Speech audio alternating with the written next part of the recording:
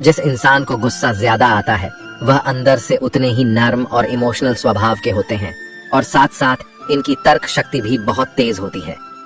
ऐसे लोग काफी ईमानदार और खुले विचार के होते हैं। रिश्ते में विश्वास और मन में प्रेम हो तो रिश्ते कभी नहीं टूटते। सोचो, स्त्री और धन दौलत में आनंद अगर होता तो बुद्ध और महावीर यूं घर ना छोड़ते। यदि कोई योग्य मित्र मिला हो तो उसके साथ चले, यदि कोई नहीं मिला तो एक राजा की तरह अकेले ही चले।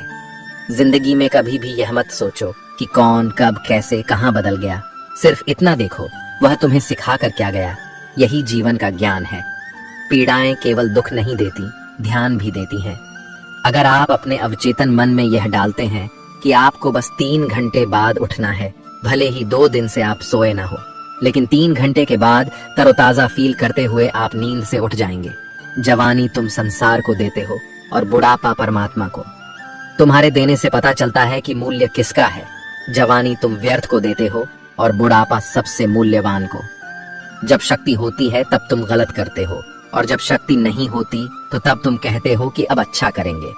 स्वयं विचार करें। अगर आप दूसरों के विचारों से अपनी जिंदगी चला रहे हैं तो एक दिन आप खुद को एक पिंजरे में पाएंगे। अगर कोई रास्ता आपको डरा रहा है तो समझ लेना आगे बहुत बड़ी सफलता आपका इंतजार कर रही है। मछलियां भी खुश हो गईं, यह जानकर आदमी भी आदमी को जाल में फंसाने लगा है। जीवन एक रेलगाड़ी है, जब तक चलती रहती है लोग आते जाते रहते हैं। कभी तेज चलती है, कभी धीमी चलती है, कभी स्टेशन पर रुकती है। कुछ नए लोग आते हैं, कुछ पुराने उतर जाते हैं, पर सफर चलता रहता है। जब आखिरी स्टेशन आता है सब उतर जाते हैं, कोई साथ नहीं रहता। इसी का नाम जीवन है। जब अच्छा समय नहीं रहा तो बुरा भी नहीं रहेगा। इंसान का कुछ समझ नहीं आता। इंसान अपने बच्चों का जन्मदिन बनाने के लिए किसी बेजुबान का मरण दिन बना देता है। कभी कभी मन को मना लेना ही बेहतर होता है। हर जिद हमें खुशी नहीं देती। स्त्री हट के समक्ष सब बेबस है। अगर पत्नी किसी बात के लिए हट कर दे तो दुनिया का कौन सा पति अपनी पत्नी के हट को इनकार कर सकेगा।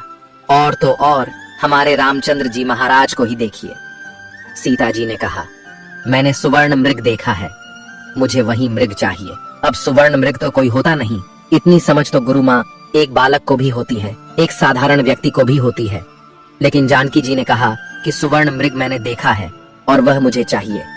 श्री राम के बार बार समझाने पर भी उन्होंने हठ नहीं छोड़ा। श्री राम को तो फिर उस मायावी मृग के पीछे जाना ही पड़ा। कैकेयी तो स्त्री हठ का सब बड़ा उदाहरण है। उसने अपने पति से हठ किया कि राम को 14 साल का वनवास दो और मेरे पुत्र भरत को राजगद्दी पर बिठा दो। यह न्यायोचित तो था नहीं, नीति विरुद्ध ही था। राजा दशरथ जानते थे कि उनके दिए हुए वरदान का कैकेयी दुरुपयोग कर रही है, फिर भी उनको स्त्री हठ के आगे झुकना पड़ा, मानना पड़ा उसके हठ को। बात बाल हट। बच्चा अगर हट कर ले और उसकी जिद पूरी करने में पूरे परिवार को भी अगर जुटना पड़ जाए तो परिवार जुट ही जाएगा। हालांकि हठ को तो बुरा ही माना गया है, फिर भी अगर बालक हठ करे तो क्षमा दी जाती है, यह सोचकर कि बच्चा है जिद कर रहा। कोई स्त्री अगर हठ से अपनी बात मनवाना चाहे तो उसका पति अथवा घर के अन्य सदस्य उसकी बात को मानते तो हैं, पर उनके लिए वह एक मजबूरी हो जाती है। दिल से तो वे उसके हठ को अच्छा नहीं मानते हैं। आप जैसा करते हैं वैसा ही फल मिलता है।